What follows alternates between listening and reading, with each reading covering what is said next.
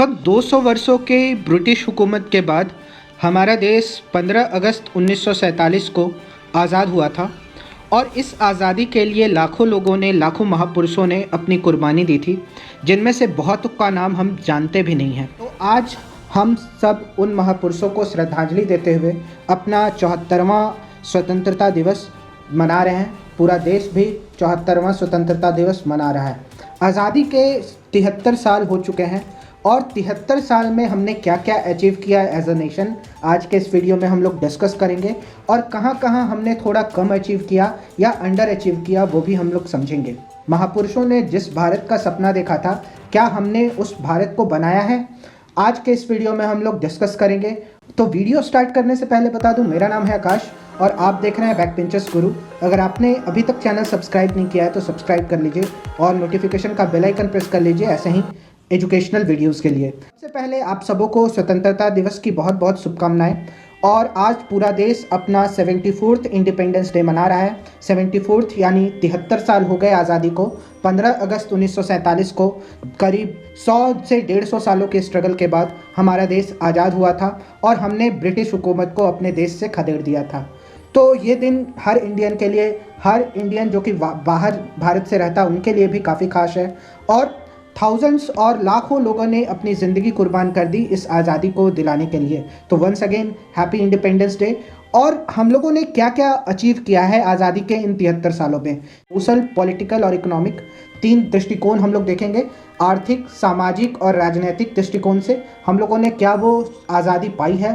तो सबसे पहले सोशल, जब भारत देश आज़ाद हुआ था तो साथ साथ हमारे साथ एक और देश का गठन हुआ था और देश बना था जिसका नाम पाकिस्तान था, जो कि धार्मिक आधार पर बनाया गया था। लेकिन हमने हमारे देश में सभी धर्म के लोगों, सभी मजहब के लोगों को जगह मिली थी और हमारा देश एक धर्मनिरपेक्ष देश रहा है।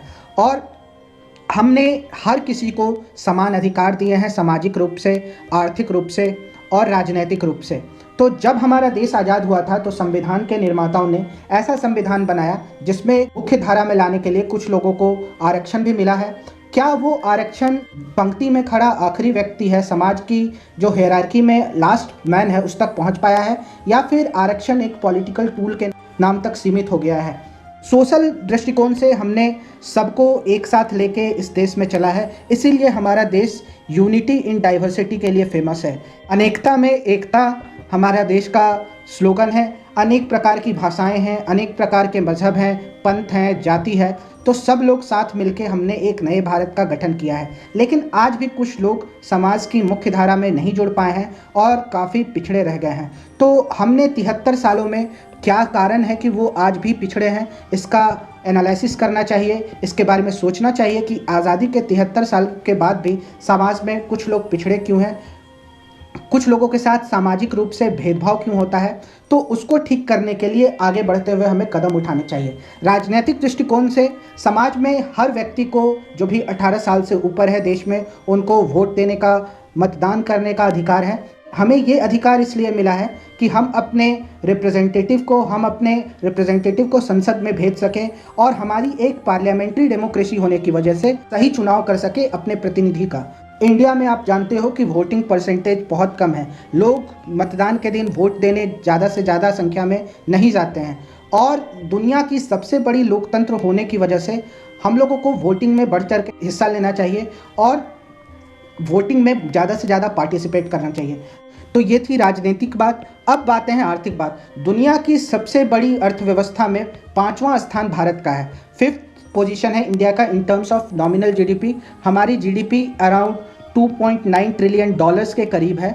ये काफ़ी ज़्यादा है। लेकिन जीडीपी पर कैपिटा, अगर जीडीपी को टोटल पॉपुलेशन से डिवाइड करें तो हमारा स्थान काफ़ी पीछे है दुनिया में। तो हमें ये सोचना होगा जो हमारा आर्थिक विकास है, क्या ये समावेशी आर्थिक विकास है, क्या सब लोगों का आर्थिक विकास हो रहा है, इस पर भी हमें आगे बढ़ते हुए सोचना होगा। अब आते हैं कि हम लोगों को क्या करना होगा आगे जाते हुए। सबसे पहले इक्वालिटी लानी होगी, सोशल इक्वालिटी, सबसे सामाजिक समानता सबसे पहले लानी होगी। जो भी जिन पे भी भेदभाव हो रहा है, चाहे वो जेंडर के आधार पे हो, चाहे वो कास्ट के आधार पे हो, चाहे वो रिलीजन के आधार पे हो, उसको हमें अपने देश में जगह नहीं देनी होगी। उससे हमें हमारे देश को छुटकारा पाना होगा सोशल इक्वालिटी लानी होगी। हम लोगों के देश में विमेन के साथ कास्ट बेसिस पे काफ़ी सारी इनइक्वालिटीज़ पाई जाती हैं और देखी गई हैं। तो 73 सालों में भी हम इसको दूर करने में सक्षम नहीं रहे हैं, ये भी हमें सोचना होगा।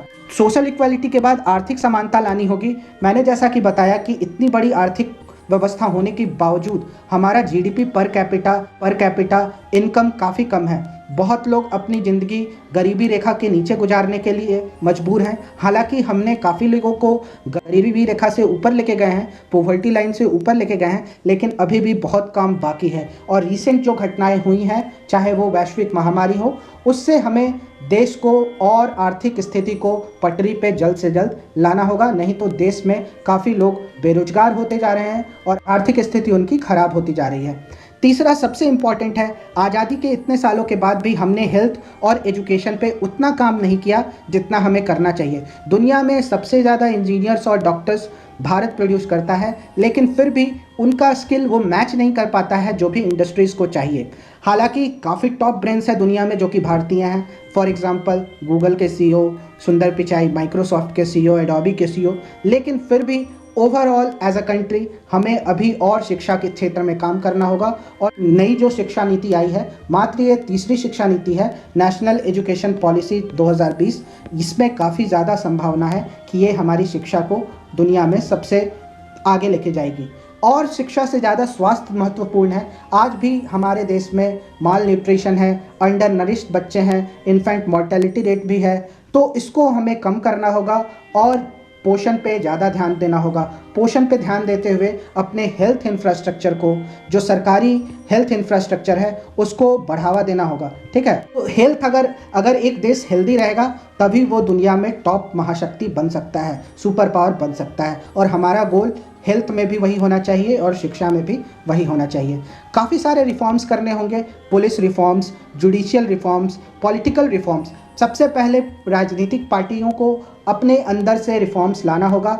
न्यायिक व्यवस्था में भी काफ़ी सुधार की ज़रूरत है, पुलिस व्यवस्था में भी, प्रशासनिक व्यवस्था में भी, और करप्शन को हमारे देश से मिटाना होगा। इतने सारे नियम कानून बनने के बाद भी, इतने सारे संविधान संशोधन होने के बाद भी भारत में आज तक 104 संविधान संशोधन हुए हैं। और 104 संविधान संशोधन होने के बाद भी हमारे देश में प्रशासनिक व्यवस्था उतनी एफिशिएंट नहीं रही है। काफ़ी सारी न्यायिक व्यवस्था में केस का पेंडेंसी रेट बहुत ज़्यादा है, सालों साल लग जाते हैं केस को सेटल करने में जुडिशरी में। तो ये सब रिफॉर्म्स हमें जल्द से जल्द लाना होगा। पांचवा है कि टेक्नोलॉजिकल और साइंटिफिक इनोवेशन में, स्पेस सेक्टर में हमने अच्छा काम किया है, लेकिन हमारे देश में टेक्निकल नॉलेज, टेक्निकल इंफ्रास्ट्रक्चर उतनी तेज़ी से आगे नहीं बढ़ा है। स्पेस सेक्टर में हालांकि हमने बहुत अच्छा काम किया है, इसके लिए हम लोगों को क्रेडिट देना होगा, इसरो को और दूसरे DRDO जैसे संस्थानों को। और हम लोगों का देश काफ़ी ज़्यादा पोटेंशियल हाई है, क्योंकि हमारा देश एक यंग कंट्री है। डेमोग्राफिक डिविडेंड को टैप करने के लिए समय रहते हमें इस क्षेत्र को साइंटिफिक और टेक्नोलॉजिकल क्षेत्र में आगे बढ़ना होगा। AI का सहारा लेते हुए, 4G और 5G का सहारा लेते हुए। हालांकि गवर्नमेंट डिजिटल इंडिया जैसे और भारत नेट जैसे कार्यक्रम चला रही है, लेकिन उसको इम्प्लीमेंट कराना काफ़ी ज़्यादा ज़रूरी है।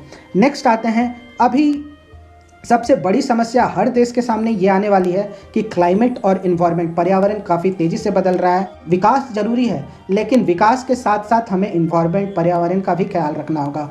आए दिन बाढ़, सूखा और डिजास्टर होते हैं, उनकी फ्रीक्वेंसी काफ़ी बढ़ गई है, क्योंकि हमने इन्वायरमेंट के साथ काफ़ी गलत किया है। तो आगे बढ़ते हुए हमें ऐसे विकास की तरफ, ऐसे डेवलपमेंट की तरफ बढ़ना है जिसमें हम एक नज़र इन्वायरमेंट पे भी और क्लाइमेट चेंज पे भी बना के रखें, और आने वाली जनरेशन हमसे ये सवाल ना पूछे कि आप हमारे लिए कौन सी धरती छोड़ के जाना चाहते हो।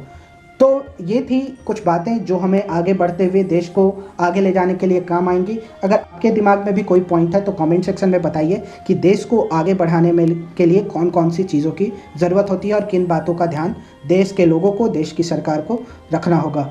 तो होप करता हूँ आपको ये इंडिपेंडेंस डे स्पेशल वीडियो पसंद आया होगा। ऐसे ही वीडियो देखने के लिए चैनल को सब्सक्राइब करें। वीडियो पसंद आया हो तो लाइक ज़रूर करें। मिलते हैं किसी नेक्स्ट वीडियो में, तब तक के लिए कीप लर्निंग एंड जय हिंद।